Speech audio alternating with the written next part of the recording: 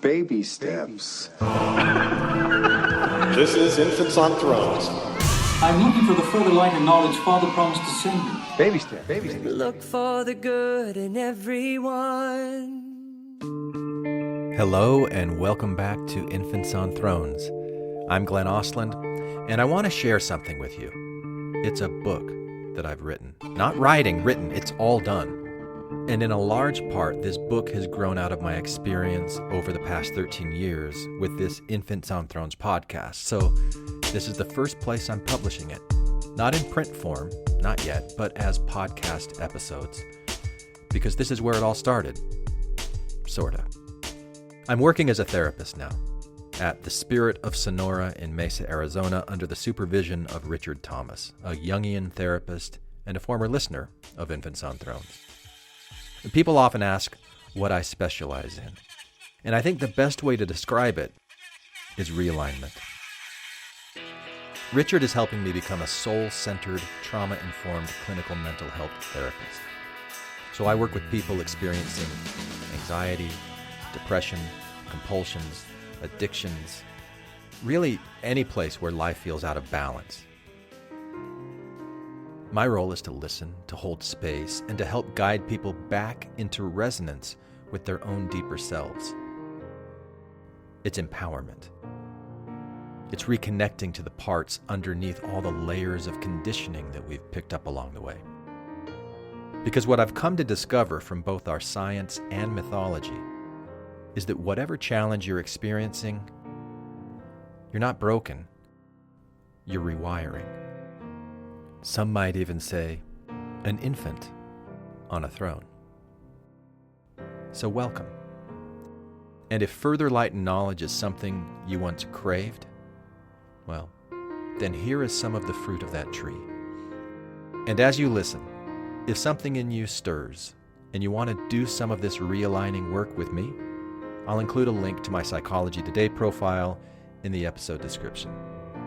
If you live in Arizona, I can offer you therapy that might even be covered by your insurance. And if you don't live in Arizona, I can still work with you remotely as a life coach. I'm trained and experienced in both. And now, Hang on to your hats and glasses, because this here's the wildest ride in the wilderness. Chapter 2. The Tip of Whimsy and the Painter of the Cosmos. Is it just me, or does the universe sometimes feel like a master artist with a very weird sense of humor? Like it knows exactly what it's doing and still throws in a glitch just to see how you'll respond. One moment, you're flowing. The next, your plans collapse. Your chest tightens. Your intuition flickers like a bad Wi-Fi signal. You were certain, and now you're sideways. And something in you whispers, wait, am I still being painted? Maybe, like me, you were raised in a religion that once felt like home. It gave you structure, identity, purpose. But lately, you get headaches during Sunday service. You snap at people you love. You sit in the pew and feel gone. You can't name what shifted. You only feel that something did.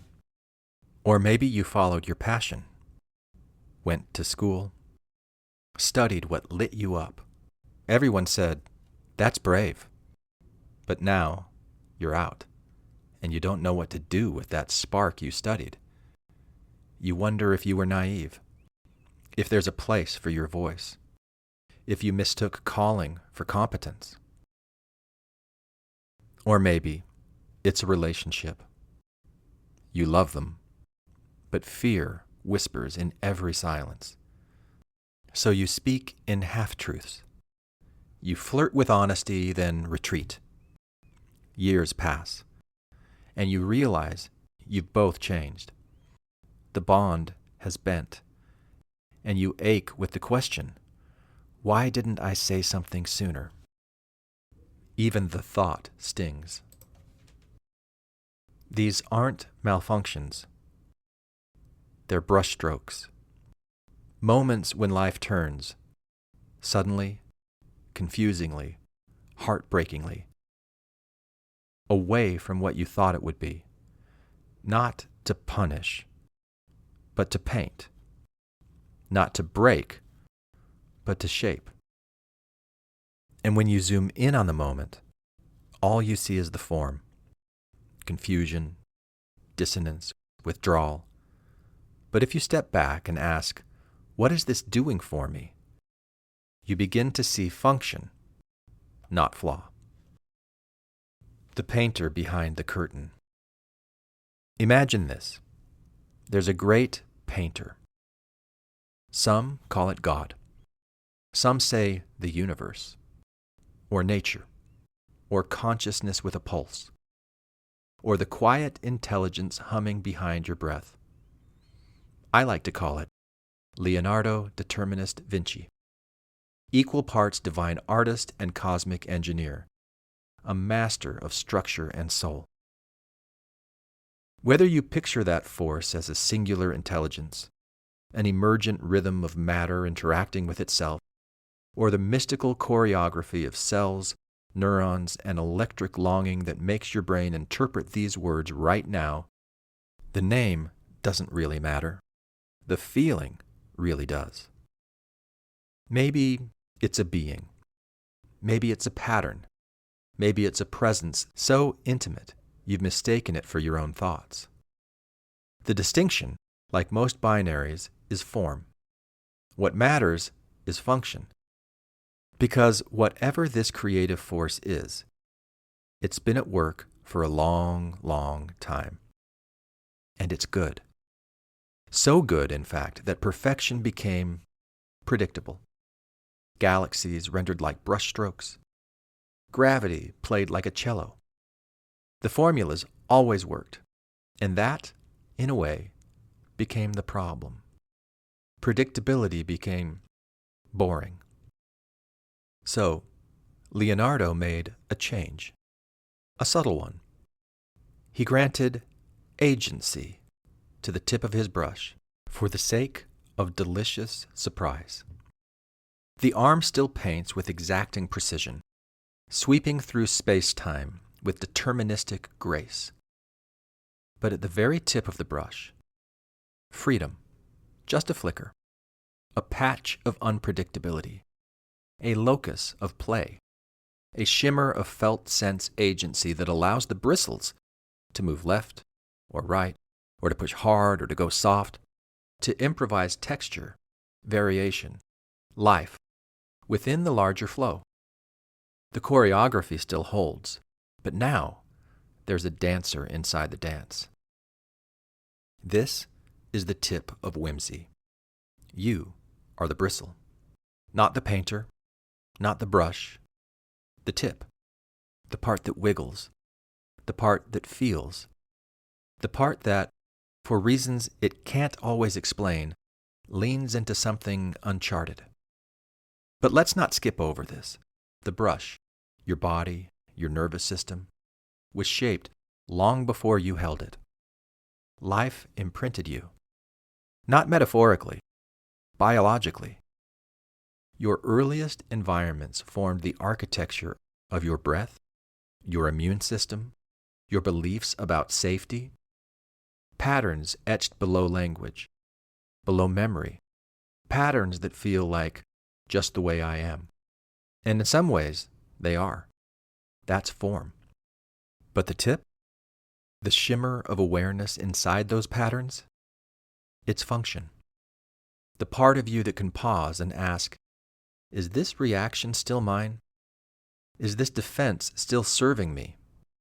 Can I stay here and breathe, even if I can't fix it yet? That's the tip of whimsy. And it doesn't need to override your patterns. It just needs to witness them without flinching. That's enough to begin changing them. Whimsy is functional. In neuroscience, this shows up as prediction error.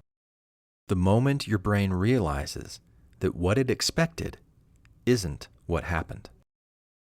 Your old model glitches, a flicker of uncertainty, a burst of dopamine, a jolt of attention, a chance to rewire. In therapy, we call it a corrective emotional experience. In meditation, it's the space between thoughts. In trauma healing, it's the moment the threat doesn't arrive and your body updates its belief. It's not a breakdown, it's a breakthrough. Discomfort here isn't dysfunction. It's your nervous system adapting in real time.